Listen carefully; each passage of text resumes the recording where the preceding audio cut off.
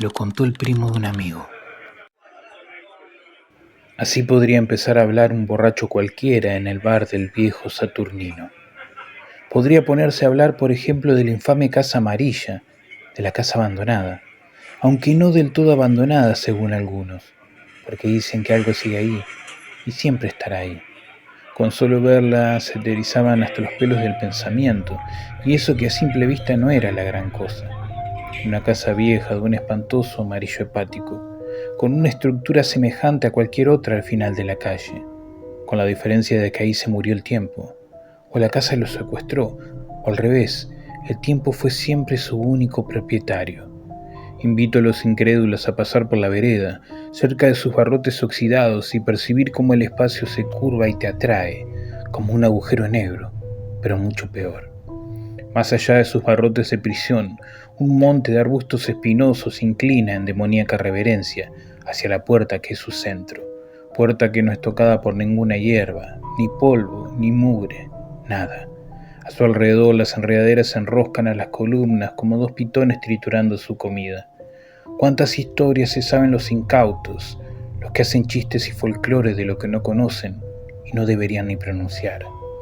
Abundan historias genéricas como la de la mujer que mató a sus hijos y después se suicidó, o cuentos de rituales y manifestaciones de entidades de la mitología que a uno se le pueda ocurrir, desde demonios sumerios hasta San la Muerte. Apariciones, desapariciones. Hasta llegué a oír en la Peña de los Viernes y de boca de un policía que debajo de sus escaleras de mármol yace el cadáver de cierto sindicalista desaparecido. Pero ¿quién se atrevería a entrar para averiguar? Se dice que el patio es un valle de muerte, repleto de huesos de gatos, y que los pájaros caen fulminados por el solo hecho de sobrevolar su aire envilecido y su tierra muerta. Y ni hablar de los que aseguran que una espeluznante sombra deambula por el lugar, y que esa sombra un día se llevó a un niño llamado Martín. Y la casa se alimenta de esas habladurías, de su propia leyenda, cambia de forma y se mantiene viva en la muerte.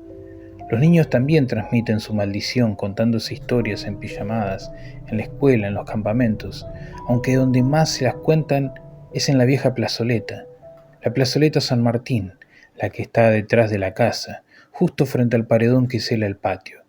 Lo sé, porque un día fui uno de ellos, un niño. Y nunca olvidaré aquel día. Ese día que con el gordo Martínez íbamos hacia lo de Doña Cora a buscar al resto de la banda. Iba yo pateando una de esas pelotas de plástico duro que si te pegaba de lleno te dolía por una semana. Se me ocurrió meterle un patadón y se me fue al patio de la casa. Sí, al de esa casa. El gordo quedó pálido. Yo no tanto porque no creía en esas historias. O quería creer que no creía. Igual no era yo quien la iría a buscar. Mandaríamos a alguno de los hijos de Cora o a sus primos. El gordo Martínez y yo éramos una especie de comandantes en el barrio. Ya en la esquina se nos sumaron no solo los hijos de Cora, también un montón de primos y los amigos de los primos. Y nos entrelazamos en el medio del asfalto, entre puñetazos, llaves de judo y carcajadas. La siesta era nuestra, la calle, la ciudad, el mundo era nuestro. A todo esto se preguntarán ustedes, ¿por qué jugar justo ahí, frente a la casa? Y la respuesta menos insensata que puedo darles es que ya no nos quedaban campitos para jugar al bolo, como le decimos acá, jugar a la pelota. El hijo de Cora me preguntó por la pelota. Ahí fue cuando nos miramos cómplices con el gordo y este empezó a caminar lentamente en dirección a la plazoleta. La pelota se me fue a la casa. Fue el primero de los silencios aturdidores que vendrían. ¿A qué casa? Nos quedamos callados, y eso fue suficiente respuesta. Algunos se persignaron, medio escondidas, y seguro que otros recitaron en su mente el Padre Nuestro. Al final, que nos mandaran a la iglesia servía para algo. Qué maravilla el cerebro que mientras uno se duerme en los banquillos de madera él sigue grabando. Y algo siempre queda.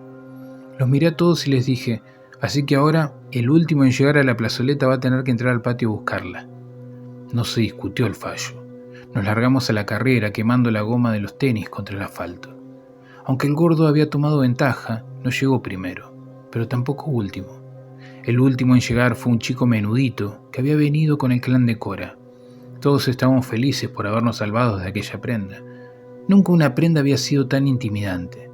Las reglas eran claras: cumplir la prenda indicada o ser fusilado a pelotazos contra el paredón amarillo. Y si hay algo que los niños se toman en serio son las reglas de los juegos, salvo cuando le tocaba a uno sufrir el castigo. Por eso siempre guardábamos un puñado de piedras en los bolsillos. Uno podría escapar de un pelotazo. De una piedra era más difícil. El condenado, el flacucho y pálido pibe, ahora enrojecido por la corrida y por el sol, agachó la cabeza. Creí ver en su cara cierta complacencia, como alguien que hacía mucho tiempo esperaba atención. Fue lentamente hacia el paredón, pateando piedras. Le tomó un tiempo treparse por la enredadera. Una vez empezó a subir, no sin cierta dificultad, nos dio una lección de persistencia. Cada tanto parecía tomar una bocanada de aire. La verdad me daba pena. Sentí la necesidad de decirle que lo acompañábamos, que no tuviera miedo, que ahí no había nada, que las historias eran para los cagones. Pero ¿qué pensarían los demás si yo me mostraba así de débil? Quizás, me dije para consolarme, el pibe no había escuchado las historias sobre la casa, tal vez no era del barrio y venía de muy lejos. Sí, seguro, él no conocía la leyenda. Pero cuando apoyó los brazos flacos sobre el borde de la cima y cerró los ojos, me di cuenta de que sí, él conocía la casa. Entonces fui yo quien cerró los ojos, aunque por un segundo nomás. Vi como de un empujón montó al lomo del paredón, enganchando una zapatilla en las espinas de un arbusto. Cruzó la pierna y el pie ya desnudo hasta el patio. A mí me sacudió un escalofrío. Sentí como si su pierna fuera ofrecida un cardumen de pirañas voladoras o a las fauces de algún perro zombi. Cualquier cosa menos lo que fuera que viviese en la casa. No, eso no. Ni siquiera pensar en eso. Porque yo, a diferencia del gordo y del resto, me negaba a creerlo. Pero eso era evidente. Lo sentía en la piel, como si acabara de abrir la boca, de echarnos el aliento y pasarse a la lengua por los dientes. El depredador olía la sangre, y no fui el único que se dio cuenta. Lo miré al gordo y en ese momento era como si compartiéramos el mismo cuerpo y la misma alma, y me la juego que los otros también sintieron lo mismo. El pibe giró a vernos. Lo normal hubiera sido que uno más gracioso ya le hubiera tirado un piedrazo, como un castigo adicional. Esta vez no, nadie amagó ni siquiera. Igual no había forma de volver. Las reglas se cumplen. El pobre pibe, el penitente, se negaba a mirar al interior del patio. Por un momento atinó a lanzarse hacia una parva de zarzamoras, pero vi que la piel de su pierna se rajó, como si alguien le hubiera tirado una piedra.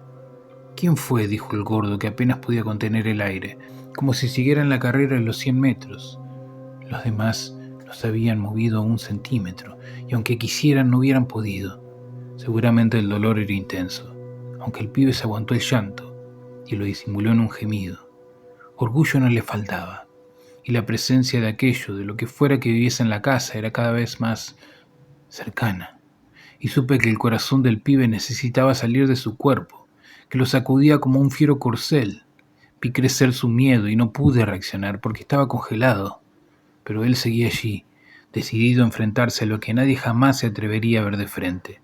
Ese pibe en ese momento se había convertido en mi héroe personal, aunque temía que más temprano que tarde se convirtiera en mártir. Sentí que se enfriaba el ardor de su pierna. En el corte de su piel ahora había algo parecido a una mancha de humedad. Era una mancha igual a las pálidas paredes de la casa. No me pregunten cómo sabía todo eso, simplemente lo sabía. Jamás vi una expresión como esa, como si una garra lo destrozara por dentro, hasta el alma. Luego vi que apoyó las dos manos sobre el borde para volver, para tirarse al matorral del lado de afuera de la casa. Y sentimos, porque yo lo sentí junto a él, aquel golpe seco en la frente, ese golpe que le nubló los cielos y la tierra.